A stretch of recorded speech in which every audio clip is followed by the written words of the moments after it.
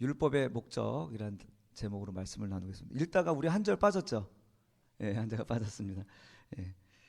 자, 오늘 율법의 목적이란 제목으로 같이 말씀을 나누고자 합니다. 여러분 살면서 요즘 뭐 경기가 좋다고 하지만은 또 한쪽에서는 또 극단적으로 또 뭐랄까요 양극화가 또 심해지기도 해서 어려움을 겪는 그런 현실적인 문제도 있지만 또 우리를 힘들게 하는 것은 사실은 상대적인 박탈감 때문에 힘들 때가 많습니다.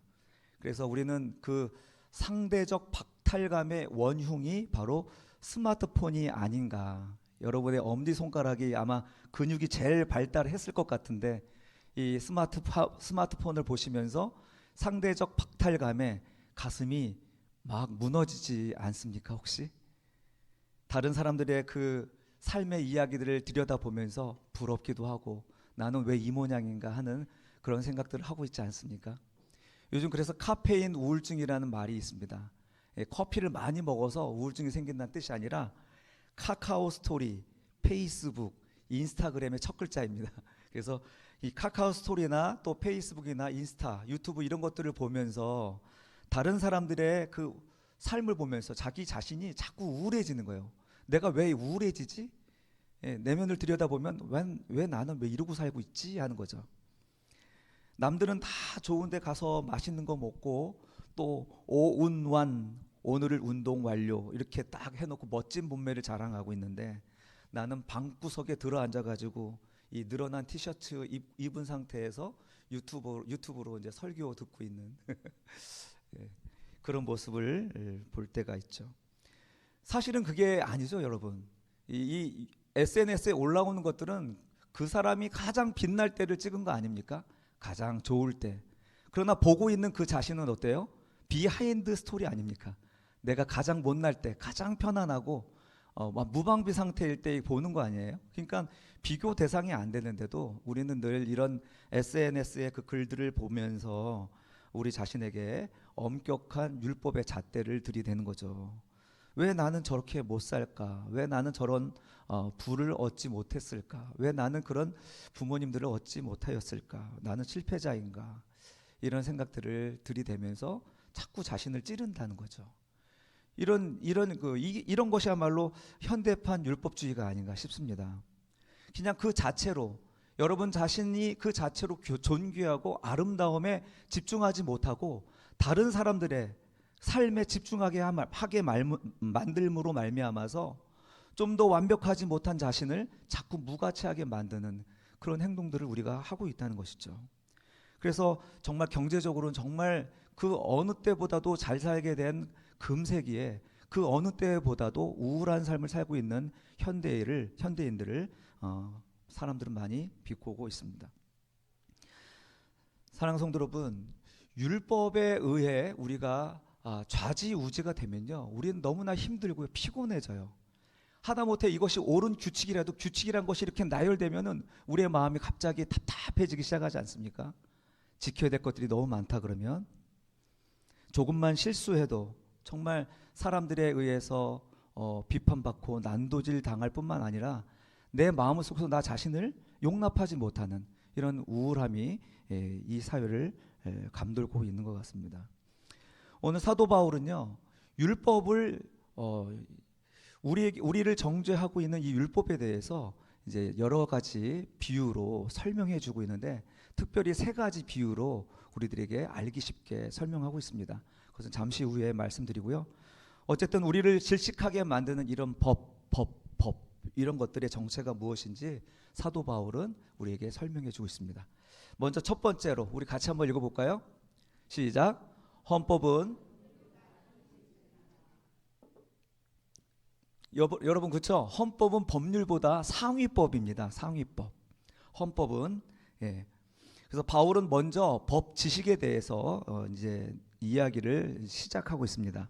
15절 보시면 15절 형제들아 내가 사람의 예대로 말하는데 사람의 언약이라도 정한 후에는 아무도 패하거나 더할 수 없다. 무슨 말입니까? 우리가 사람들과의 약속과 언약을 계약을 맺으면 그것을 자기 마음대로 패하거나 더할 수 없다라는 것을 얘기하고 있습니다.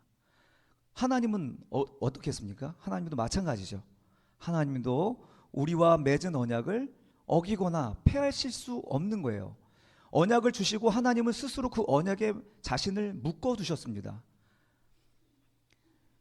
여러분, 우리나라의 법의 최고봉이 바로 헌법이죠. 헌법 위에 법이 없습니다. 그리고 헌법 아래 모든 법률과 규칙들이 다 귀속됩니다. 그래서 국회에서 아무리 법을 만들어서 이제 상정을 해도 그 법이 헌법에 위배가 되면 어떻게 되죠? 헌법재판소에서 이것은 이 헌법에 위배되는 위헌이야라고 이제 꽝꽝꽝 치면은 아무리 많은 사람들이 입을 모으고 머리를 모아서 만들었던 법률이라도 쓸모없는 것이 되는 거죠. 폐기되는 것이죠. 마찬가지입니다. 하나님께서 지금 갈라디아서에서 사도 바울이 계속 끌고 들어오는 이야기가 뭐냐면 아브라함에게 주신 약속입니다. 하나님이 구원의 언약을 우리 인류에게 주셨는데 그 인류에게 주실 때 모세의 율법으로 주시기 전에 430년 전 아브라함에게 먼저 주셨다는 거예요. 아브라함에게 약속을 주시고 그 약속을 예수 그리스도 안에서 완성하는 것을 지금 이제 논증하고 있는 것이 갈라디아서의 말씀인 것입니다. 아브라함에게 뭐라고 말씀했습니까? 뭐하라고 약속했습니까? 내가 너를 복 주고 내 씨를 통해서 천하 만민이 복을 받게 하실 것이다. 이게 모든 법의 최고봉입니다. 모든 율법의 가장 상위법이 바로 이 헌법과 같은 아브라함에게 주신 법이라는 거죠. 은혜 언약. 이 약속에 의하여서 예수 그리스도가 우리에게 주실 유업을 우리는 얻게 될 것입니다. 그런데 430년이나 한참 뒤에 주신 시내산에서 주신 그 율법으로 이 언약을 바꿀 수가 있겠느냐? 그럴 수 없다라는 것입니다. 430년에 주어진 율법은 오직 430년 전에 아브라함에게 주신 그 언약 아래에서 해석이 되어야 되는 거예요. 율법의 정신은 거기서 나와야 되는 거예요. 자, 하나님의 구원 계약은 사인해서 끝나는 게 아닙니다. 하나님의 구원은 이렇게 이미 아브라함과 사인해서 완전히 완벽하게 이루어졌습니다. 그런데 우리의 행동이나 우리 어떤 환경이나 우리 자격에 의하여서 이것이 취소가 되거나 변경이 될 수 없다라는 것을 이야기하는 것이죠. 아브라함의 약속, 하나님의 약속, 아브라함과 맺은 약속은 영원합니다. 이것은 이스라엘과 맺은 약속이 아니라요, 야곱의 이스라엘 12아들 민족에게 주신 언약이 아니라 아브라함에게 주신 약속인 거예요. 그러니까 이스라엘이 있기 전에 온 열방을 향하여 하나님 주신 약속이란 거죠. 그러니 이 열방에게 주신 모든 자에게 주신 하나님의 구원의 언약은 아브라함 안에서 이루어지는 것입니다. 어떤 할머니가 옆에 계신 할아버지께 이렇게 소리칩니다. 내가 당신과 산 지 40년이에요. 단 하루도 편하게 산 적이 없어요. 이렇게 가난하게 살 줄 알았다면 당신과 결혼하지 않았을 거예요. 그러자 곁에 계신 할아버지가 차를 마시며 대답합니다. 내가 결혼할 때 말했잖소. 나는 당신이 전부라고. 이해가 되십니까? 할아버지는 그 할머니랑 결혼할 때 솔직하게 얘기했습니다. 난 당신이 전부라고. 할아버지는 거짓말하지 않았습니다. 진짜 진실하게 그 약속을 지킨 사람인데 문제는 진짜 그 할아버지가 가난했다는 거죠. 어쨌든 우리 하나님은 약속을 지키시는 분이신데 우리 하나님은 가난하지 않습니다. 가난한 분이 아니십니다. 그 약속만 하고 지키지 않는 분이 아니라는 것이죠.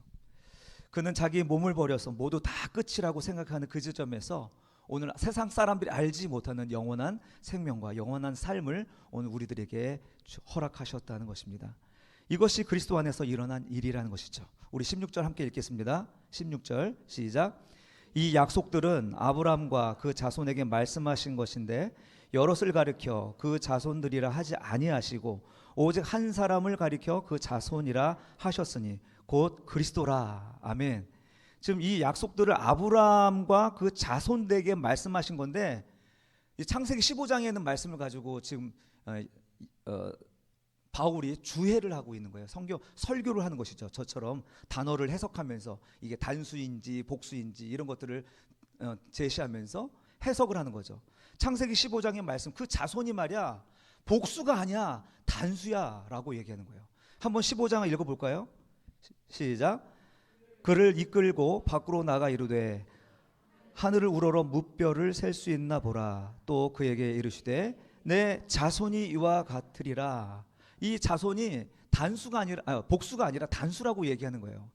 그러니까 너의 자손, 즉 장차 올 메시아를 통하여서 하늘의 별과 같은 바다의 모래 같은 이런 자손들을 너에게 줄 거다라고 얘기하시는 것이죠. 그러나 여기서 그 하늘의 별과 같이 또 바다의 모래 같은 자손과 별개로 너에게 올 그 자손 한 사람 메시아 바로 그리스도시죠. 그를 통하여서 하나님은 언약을 이루어 주신다는 것이죠. 율법이 있기 전에 이것을 이미 하나님께서 우리에게 약속하여 주신 것입니다. 하나님 약속을 하실 때 그 약속의 주인공 자손은 여럿이 아니라 바로 예수 그리스도로 못 받고 있는 것이죠. 자, 이렇게 아브라함에게 주신 언약은 어떻게 이루어지는가? 바로 후손이신 예수 그리스도 안에서 이 약속이 이루어지는 것이고, 율법은 그 이루어지기 전까지 우리에게 주어진 것이라고 사도 바울은 우리에게 이야기하고 있습니다. 그래서 우리의 구원의 근거는 우리가 율법을 잘 지켰는가에 있는 것이 아니라 예수 그리스도 안에서 성취된 이 사실을 우리가 잘 믿는가 믿지 않는가에 달려 있다라는 것을 우리는 기억해야 되겠습니다. 그러므로 우리 율법을 따라가는 행위주의자가 아니라 은혜를 따라가는 거룩한 예수 그리스도의 사람들이 다 되시기를 주님의 이름으로 축원합니다. 자, 두 번째 한번 같이 읽겠습니다. 이제 율법에 대한 설명인데요. 시작. 율법은 생명수가 아니라 거울입니다. 그러면 율법이 왜 필요합니까? 이런 질문이 생기죠. 차라리 안 주시면 죄책감이라도 없을 텐데, 율법을 주지 않았으면은 이렇게 불편한 마음이 없었을 텐데 율법을 왜 주셨을까?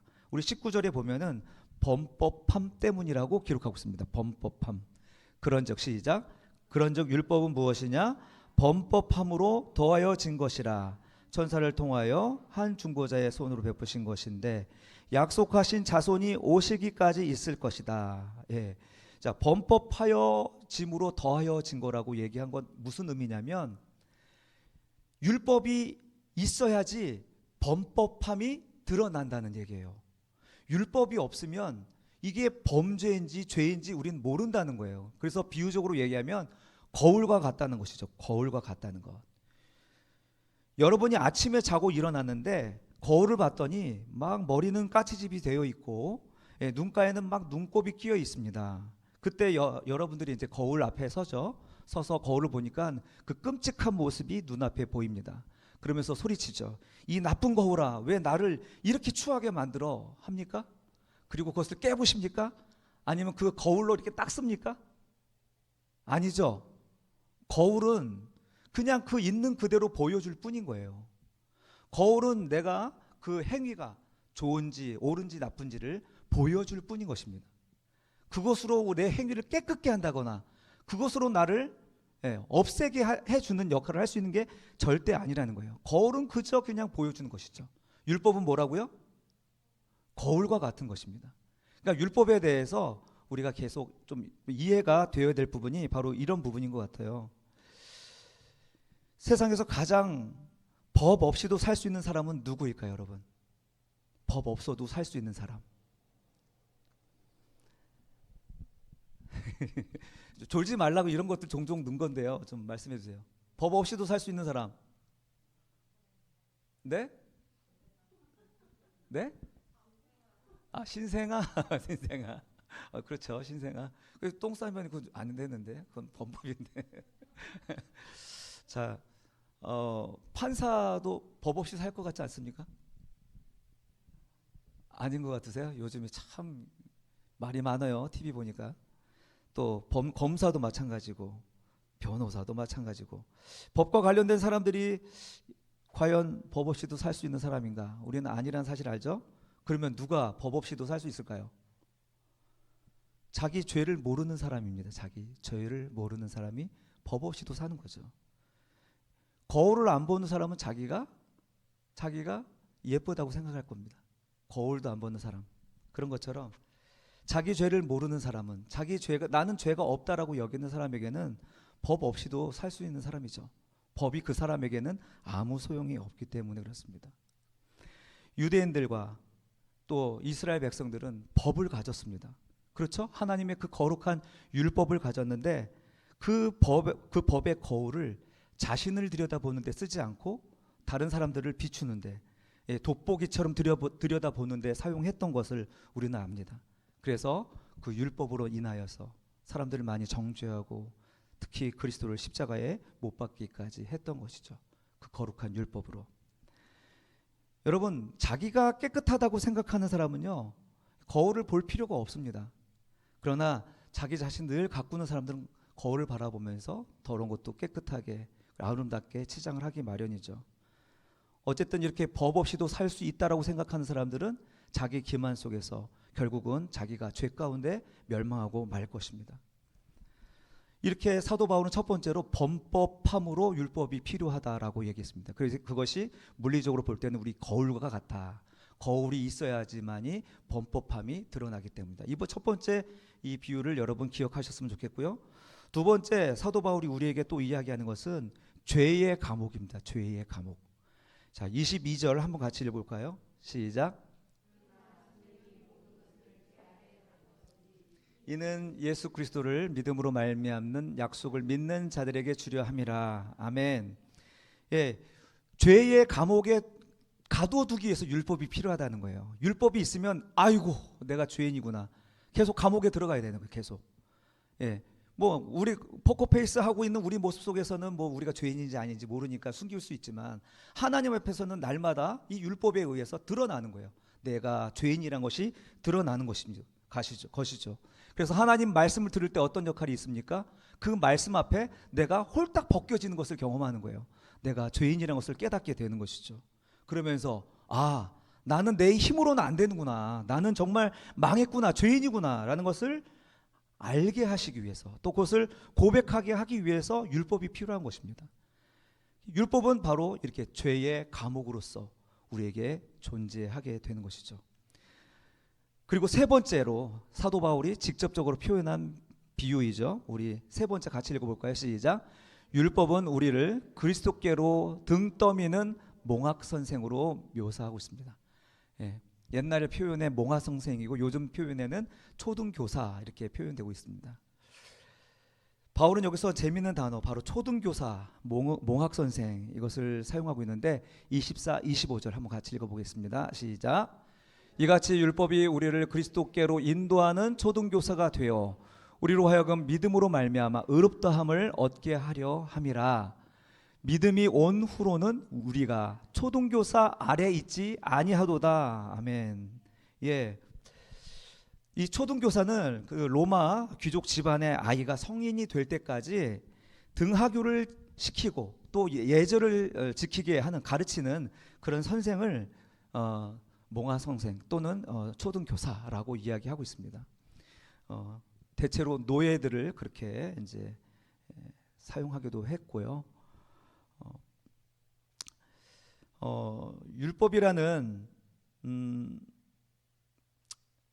율법이 바로 이렇게 무서운 몽학 선생으로 이제 우리에게 비유하고 있는데 이 선생의 역할은 딱 하나입니다. 아이를 안전하게 학교로 또는 부모님에게로 인도하는 것이 그 선생님의 역할입니다. 아이가 딴 길로 가게 되면 회초리를 들어서 이제 막고 바른 길로 가게 하는 역할을 하는 것이 이제 몽학 선생인데 좀 와닿지 않죠. 오늘 요즘에 초등교사들의 그 위치를 생각해 보면은 잘 와닿지 않는 말 같은데 오히려 초등교사보다는 학원 선생님에 더 가까운 그런 위치가 바로 몽학 선생이 아닌가 하는 생각이 들 정도로 요즘 참 선생님들의 그 교권이 무너지고 있는데 여하튼 이 선생님의 역할이 바로 학교로 인도하고 부모에게로 인도하는 것입니다. 거기까지만 하면 되는 것이죠. 이렇게 율법이라는 무서운 선생님이 우리를 엄하게 다스리는 이유는 우리를 괴롭히기 위해서가 아니라 예수 그리스도께로 인도하기 위해서 진짜 스승인 진짜 아버지에게 나아가게 하시기 위해서 이 율법을 우리에게 주셨다라는 것입니다. 여러분, 학교 다닐 때 주임 선생님이 얼마나 무서웠습니까?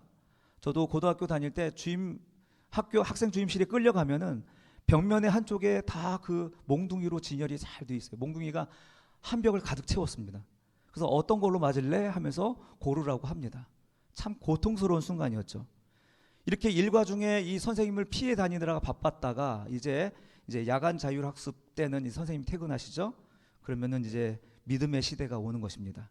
이제 이 선생님이, 이 율법의 선생님이 떠났으니 이제 은혜의 시간이다 하면서 자유를 누리기도 했는데요. 어쨌든 이 땅에 그리스도께서 오셨기 때문에 이 율법 선생님은 이제 퇴근하신 것이죠. 할렐루야. 그러니까 오늘 우리는 그 율법에 의해서 결정되는 것이 아니라 그리스도에 의해서 결정되는, 아브라함의 언약이 그리스도 안에서 성취되는 그 백성들이 되었다는 것을 사도 바울은 우리에게 얘기해 주고 있습니다. 그러므로 우리는 이제 이거 안 하면 벌 받을까? 이거 안 하면 진짜 하나님께서 나에게 벌 주시지 않을까 하는 그런 두려움으로 사는 존재가 아니라고 이야기하는 거죠. 우리는 더 이상 노예가 아니라는 것입니다. 이제 사랑하는 아버지, 사랑하는 그 선생님 앞에 우리가 나아갔기 때문에 이제 무서워서 공부하고 두려워서 율법을 지키는 것이 아니라 사랑함으로 효도하고 자녀로서 아버지가 기뻐하시는 일들을 하는 것이 바로 은혜의 그 믿음의 시대에 사는 저와 여러분이 아니겠습니까? 사랑하는 성도 여러분, 이 세 가지를 기억했으면 좋겠습니다. 율법이 있는 이유는 첫 번째, 오늘 본문에 말씀하신 것처럼 범법함을 알려주기 위해서 거울과 같다는 것입니다. 거울. 두 번째는 그리고 감옥과 같다는 것이죠. 감옥에서 내가 죄인이구나, 내가 어쩔 수 없는 죄인이구나 라는 것을 가르쳐 주시기 위해서 율법이 우리에게 필요했습니다. 그리고 율법은 참된 아버지에게 나아가게 하기 위한 초등교사와 같다라고 이야기했습니다. 오늘의 말씀의 핵심은요, 율법은 하나님의 약속을 취소할 수 없다는 것입니다. 오히려 우리가 약속의 성취이신 그리스도께 매달리게 만드는 그런 몽학선생이라는 것이죠. 그러니까 율법을 통하여서 우리는 예수 그리스도께 매달리게 만드는 것, 이것이 오늘 우리에게 은혜라는 것입니다. 이제 앞서 설교한 그 율법에 대한 세 가지 비유 다시 한번 보여주세요. 같이 한번 읽어볼까요? 시작. 율법은 거울입니다. 감옥과 같습니다. 율법은 초등교사와 같습니다. 아멘. 부모에게로 인도하도록 특별히 부름받은 그 교사처럼 율법은 그리스도께로 우리를 인도해가고, 이것은 아주 오래전 하나님이 아브라함에게 약속하셨던 그 언약이 드디어 예수 그리스도 안에서 이루어진 일이라고 사도 바울은 이야기하고 있는 것이죠. 그래서 우리가 적용하자면 우리의 종교적인 어떤 그런 완벽주의에서 우리가 탈출했으면 좋겠습니다. 벗어났으면 좋겠습니다. 내가 기도를 덜해서 응답이 없는 건가? 또 봉사를 안 해서 내가 복을 받지 못하는 것인가? 이런 자책에서 벗어나고요. 그 반대도 마찬가지입니다. 그런 지적질을 우리가 멈췄으면 좋겠습니다. 사람들을 향하여서 이렇게 너가 기도를 더 해야 된다, 더 쌓아야 된다, 이런 어떤 율법적인 그런 점수를 매기는 것에서 우리가 멈추고 오늘 십자가에서 이루신, 완벽하게 이루어 주신 구원의 은혜 안에 우리가 매달려 있어야겠습니다. 두 번째로 우리 율법의 거울 앞에서 은혜를 발견했으면 좋겠습니다. 거울 앞에 서면은 우리들의 절망적인 모습이 보이죠. 더러운 모습이 보이고 죄된 모습이 보일 것입니다. 그러나 그 더러운 모습을 볼 때 절망할 것이 아니라 이렇게 고백하는 거죠. 와, 이렇게 더러운 나를, 하나님이 나를 사랑하신다고? 야, 진짜 대박이다. 이렇게 고백하는 거죠. 내가 이렇게 속 들여다보면 아시잖아요, 여러분. 내가 얼마나 정말 수치스러운 면을 갖고 있는지, 내가 해도 안 되는 그런 죄의 모습을 여러분 가지고 있다는 거 아시지 않습니까? 이런 모습들을 하나님 말씀 속에서 들여다보고 발견하게 될 때 이 모습으로 인해서 절망하지 마시고 나를 사랑하시는 주님께 더 가까이 나가시기를 간절히 바랍니다. 내 죄가 크게 보일수록 그 죄를 덮으신 하나님의 은혜는 더 커지는 줄로 믿습니다. 세 번째, 의무가 아니라 사랑으로 우리가 살아갔으면 좋겠습니다. 초등교사의 매가 무서워서 억지로 하던 그런 종교 생활을 이제 멈추고 나를 위해 목숨 걸고 나를 구원하여 주신 예수 그리스도가 너무 좋아서 그분을 닮고 싶어서 예배 드리는 것이죠. 그분을 기쁘게 해드리고 싶어서 사랑하는 저와 여러분이 되시기를 주님의 이름으로 축원합니다. 사랑하는 성도 여러분, 예수 그리스도께서 우리에게 자유를 주셨습니다. 진리가 너희를 자유케 하리라 라고 말씀하십니다. 여러분이 듣고 보는 말씀이 여러분을 자유케 하고 있지 않다면 뭔가 잘못된 거겠죠. 오늘 기도하실 때 아브라함의 언약이 예수 그리스도를 통해서 오늘 나에게까지 흘러온 것은 온 것을 온전히 깨닫고 복음이 주는 자유와 기쁨을 누릴 수 있기를 간절히 바랍니다.